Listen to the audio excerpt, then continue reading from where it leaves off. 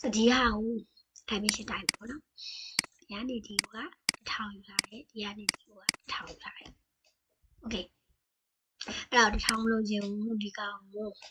1000လို့ခြင်း1500လို့ခြင်းတယ်ဒီရှိကိုဆိုရင်ဒီဘက်ကိုကလေးတစ်ချက်ချပြီးဒီ1000ပေးတာမှာ1500ဆိုရင်လည်းရှိထွက်လာတယ်ပြီးဒီအရှိကို2000လို့ခြင်းတယ်ဆိုရင်ကလေးတစ်ချက်ချဒီနေရာမှာ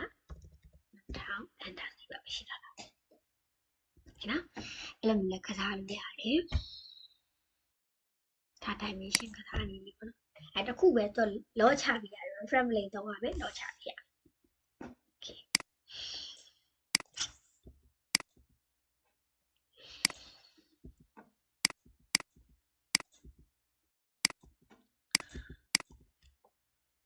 ဒီဒါကြတော့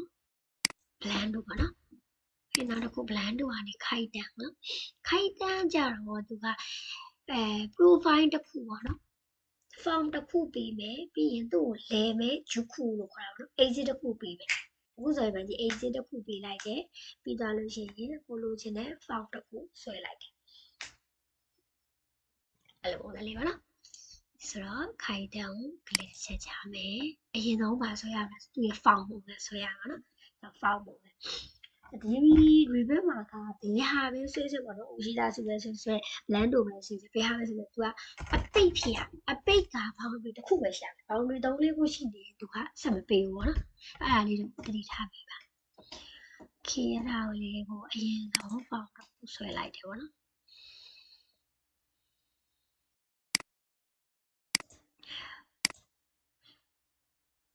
ပြောချင်တာကအပိတ်ဖြစ်လို့မရဒီလိုဒီမှာဆိုရင်မြင်းကြောင်ဟာဒီမှာ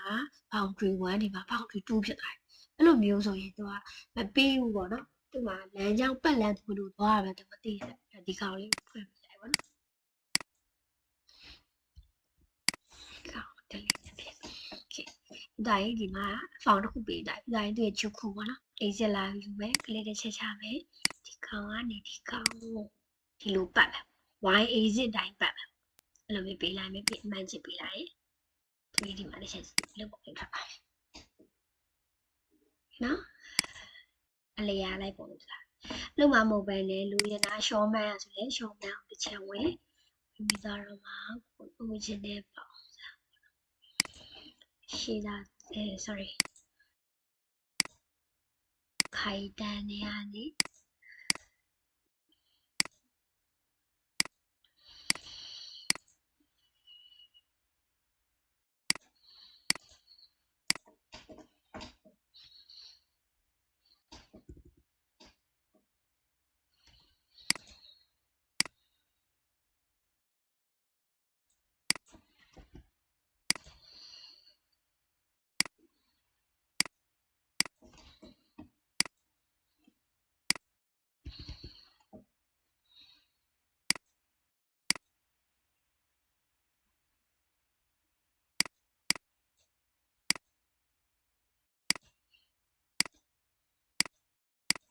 okay ဒီလိုပုံလေးပါနော်ဒီကိုချစ်ခုတစ်ခုပေးလိုက်မယ်ဆိုရင်ဒီမှာကြည့်ဒီလိုပေးထားပါမယ် okay နောက်တစ်ခုကဒါအပြည့်ထွက်လာတာပေါ့နော်နောက်တစ်ခုပြပါကွာလဲဆိုတာလေးပြချင် okay ဒီကောင်ထားပါတော့မလို့ဒီမှာဒီနောက်တော့ခုရှိအဲ့ကောင်ဂျုခုသူ့ရဲ့ဒီလို line နဲ့ကက်ရက်ပေးလိုက်ရအောင်နော်သူရဲ့ exit line နဲ့ကက်ရက်ပေးလိုက်တယ်ဆိုရင်ဘာမှမထွက်လာလဲဆိုရင်စဝိုင်းဒီလိုအပြည့်ပေါ်လာတာပေါ့နော်အပြည့်ပေါ့နော်အပြည့်အဲ့လိုမဟုတ်ပဲလေ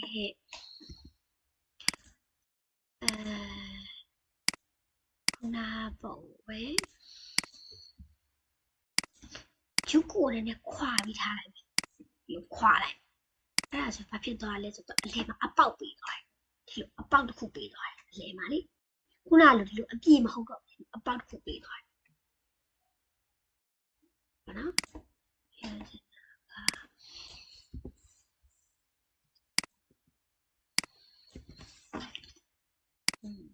နောက်ခုထိုက်ပြအောင်ဒီကောင်ဒီလိုအပြည့်ပေါ့နော်အကတ်ဆွဲလိုက်လို့ရှိရင် ကန်ဆွဲလိုက်ရင်3D မှာဒီလိုအလဲမှာအသားမပါတော့အဲ့လိုမဟုတ်ပဲလေ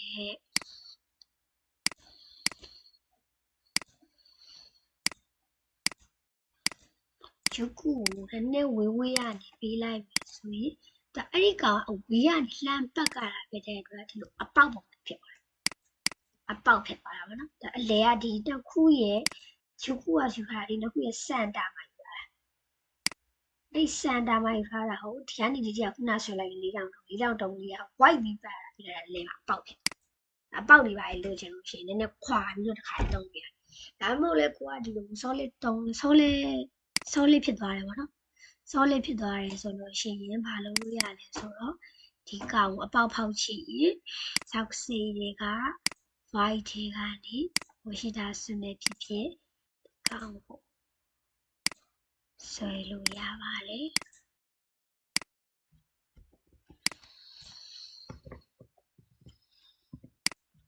ခေပေးလိုက်ပြီးတော့ဒီဒီမှာတစ်ချက်ကြည့်ကြည့်လိုက်လို့လေဒီလိုလေးလည်းပေးပြီဒါ solid ကို white ထောက်ဖောက်တာနော်ဒီကောင်ပြန်ပြီး delete လုပ်လိုက်ရင်တော့သူက solid ပဲဖြစ်သွားတယ်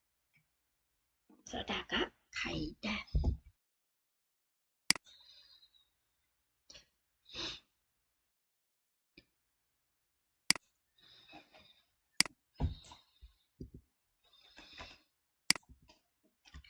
Okay ဆိုတော့ခိုင်တန်းနဲ့ blend တို့လည်းပြီးသွားတယ်ပေါ့နော်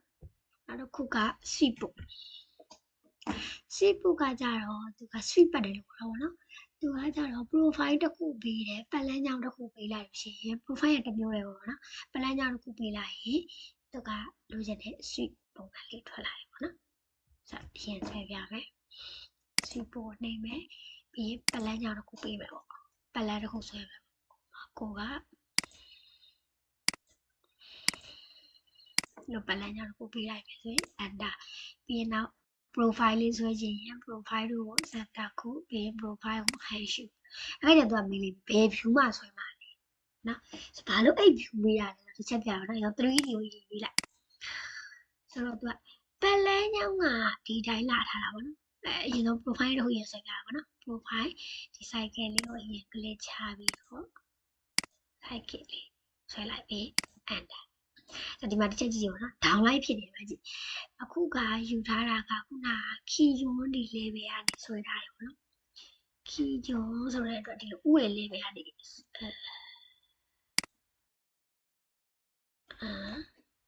တ်လို့ပေါ့ခဏလေးနော်အရင်တော့အမှန်ကြီးရေးပြလိုက်ပါနော်ဆိုတော့ခုနကပတ်လန်းကြောင်းကဒီလိုပုံခလေးပေးထားတာဒီဥရဲ့ဖြစ်တဲ့ဒီ key online ကနေပြီးတော့ပေးထားတာပေါ့နော်ဒီကလေးလိုင်းကနေဒီလိုပတ်လန်းကြောင်းပေးလိုက်တာပေါ့ကွယ်ပြောချင်တာက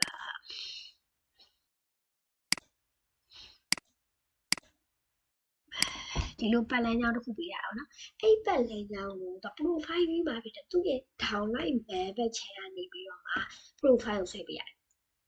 နော်ဆိုတော့ downline ဘက်ဖြစ်တဲ့အတွက်ဥရဲ့ကနေခုနပတ်လန်းကြောင်းယူလိုက်တော့ downline ဘက်ဖြစ်တဲ့အတွက်ဒီရှောမန်ဖြစ်တဲ့မားရရာဆိုရင်ဒါမှဟီတာရီဘီကြီးပဲချမ်းဖြစ်တဲ့ဒီဟီတာရီဘီကြီးဒီစုမန်စဘက်ကနေဆွဲမလားဆိုတော့မေးတာဒီလိုပေါ့နော်အဲ့လိုမေးတာပေါ့နော်ဆိုတော့ street ရတော်တော်များများကအရင်ဆုံးကိုယ့်ကို drawing ရှိလဲ drawing အောက်ခံချလိုက်နော်အဲ့လိုမဟုတ်ဘူးဆိုရင်ကိုယ့်ကိုရင်ပုံကြမ်းဆွဲတယ်ပုံကြမ်းရင်ဆွဲပြီးတော့မှအဲ့ဒီပုံမှာပစ်လိုက်နဲ့စီးလိုက်ကောက်တာအဲ့လိုမျိုးပို့ပြီးမြင်ရတယ်ဆိုတော့ပြောချင်တဲ့ပုံကိုချက်ဆွဲပြမယ်ပေါ့နော်အရင်တော့ Heyman စုပဲထားပါတော့ Heyman စုမှာကိုအရင်ဆုံးပုံကြမ်းလေးရင်ကိုယ့်ကိုဆွဲမယ်ဆို model line ခေါ်တယ်လို့ခေါ်တယ်ဆိုတော့ sock say တွေကနေပြီးတော့ model ဆမ်းမှုယူမယ်ယူပြီးသွားရင်ကိုသွားချင်တဲ့ပတ်လန်းကြောင်းပုံစံရေးဆွဲလို့ပေါ့နော်Okay ရောပတ်လန်းကြောင်းဆွဲလိုက်တယ် enter Okay ဆိုတော့ဒီပတ်လန်းကြောင်းလေးကိုဒီမှာပတ်လန်းကြောင်းလေးရသွားပြီပေါ့နော်အဲ့ဒီကောင်ကိုဟီတာရီမီကြီးဘက်ကနေဒီဘက်ချမ်းနေကြည့်ပါဘောနော်ဒီဘက်ကနေကြည့်ပါဒီဘက်ကနေဒီဘက်ချမ်းနေကြည့်ပါဆိုတော့ဒီဘက်ချမ်းကို profile ဖြစ်တဲ့အတွက်ဒီမှာတစ်ချက်ကြည့်လိုက်ရင် showman ရဲ့ဒီဘက်ချမ်းကြည့်ပါဆိုဟီတာရီမီကြီးလေဆို showman ရဲ့ဒီဘက်ကနေကြည့်မယ်ဆိုရင်ဒီမှာကြည့်ဒီ box လေးမှာဟီတာရီမီကြီးလေဆိုတော့ B key ကိုဖွင့်လိုက်မယ်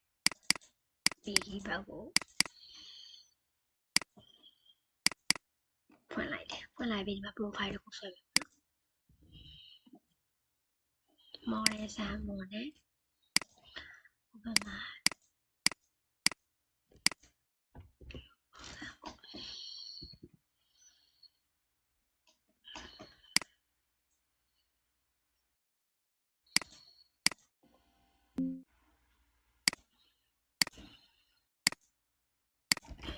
ဒါ profile ဒါပဲလေညာဟုတ်နော်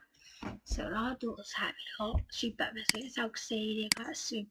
ပြီးရင် bus တွေကဒီ plan news လဲပေါ့နော်လေးတစ်ချက်ရှာတယ်sorry ဒီကောင်လေးဒီပတ်လန်းညောင်ဆွဲထားတဲ့ဒီစိတ်မှန်ကလေးတစ်ချက်ရှာပါနော်ရှာပြီးတော့စောက်စေးတွေက sweep bus ပြန်လိုက်ကောက်မယ်2 3စဒီမှာပြန်လိုက်လေးပေါ့ပြီးတော့မှန်ချစ်ချစ် profile center ခု profile hash ပြန်တမီကြီးဖြစ်တဲ့အတွက်မိကြီးကိုဟိလိုက်ပြန်ပြန်လိုက်လေးကိုကောက်ပြီးတော့1 2 3 4 5 6 7 8 9ပြန်နိုင်ရတဲ့လို့အရှိကြီးဖြစ်နေတာပြန်လိုက်ကောက်လာများပါသူ train လိုက်မယ်ကောင်းလေးဒီကောင်းလေးဒါနဲ့စဒီမှာ profile ကိုဟိပါတယ်เราแบ่งจิตไปไหนไหมเราดูมันจะทำไปไหนถ้าทำดีบุกเลย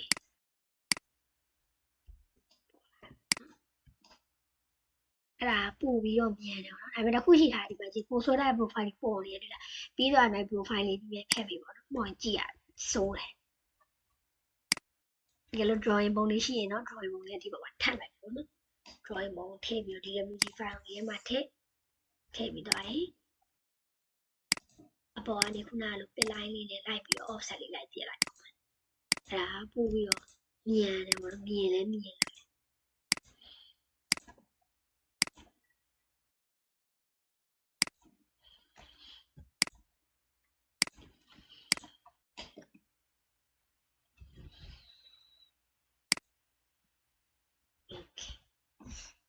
ဒါက sweep ပို့ဆိုတော့အင်းစာအနေနဲ့ကဒါလေးတွေဆွဲလို့ရပြီပေါ့နော်ဒါလေးတွေဆွဲလို့ရပြီဒါလည်းရပြီဒီကောင်ကကြတော့ဒီကောင်ခိုက်တန်နဲ့ဆွဲလို့ရပါတော့အိုရှိတာချင်းနဲ့ဆွဲလို့ရပြီပဲဘာဖြစ်လဲဆိုအိုရှိတာချင်းနဲ့ဆွဲလိုက်တဲ့ခါကျရင်ဒီနေရာက4000တုံးရတော့လပို့4000တုံးတက်သွားလိမ့်ဒီလို white လေးမဟုတ်ပဲနဲ့လေဒီလို white လေးမဟုတ်ပဲနဲ့ဒီလို4000တုံးဒီကောင်အဝိုင်းကွာ cycle ဖြစ်တဲ့အတွက်လေဆိုတော့ဒီကောင်ကိုတစ်ချမ်းပေါ့နော်ဒီတစ်ချမ်းဒီဘက်တစ်ချမ်းကိုဆွဲလိုက်ပြီးတော့မှဒီကောင်အလဲကိုခုလေးနဲ့exit လေးနဲ့တွားလိုက်လို့ရှိရင်ခိုက်တန်နဲ့ဆွဲလိုက်ဒီလိုပုံလေးထွက်လာတယ်နော်အထီ sweep လဲဆွဲလို့ရပြီနော်ဒါလည်း sweep နဲ့ပဲဆွဲလာတာဒါလည်း sweep ပဲအဲ့ဒီထိဆွဲလို့ရတယ်ပေါ့နော် sweep လဲတော့ခဏနေအောင်ဒီ brightness ဆွဲလို့ရပြီbrightness 2လဲရပြီဒီကောင်ကဘာနဲ့ဆွဲရမလဲတစ်ချက်စဉ်းစားကြည့်ပေါ့နော်ဒါ project ဘယ်နှခုပေါင်းတာကိုဘယ်လိုဆွဲမလဲတစ်ချက်လောက်အဲ့ဒီထုတ်ကြည့်ပါနော်ဒါလည်းဆွဲလို့ရပါပြီဒါလည်းဆွဲလို့ရပြီပေါ့နော်ဒီဟာကခုနကပြောထားတဲ့အတိုင်းအတာနည်းနည်းလေးခက်စားပြီးတော့လေတိုင်းတာခက်စားပြီးဆွဲလို့ရတဲ့ဟာလေးဒီထိဆွဲလို့ရပြီပေါ့နော်အဲ့ဒီအင်္ဂါလေးလောက်ထားပြပါ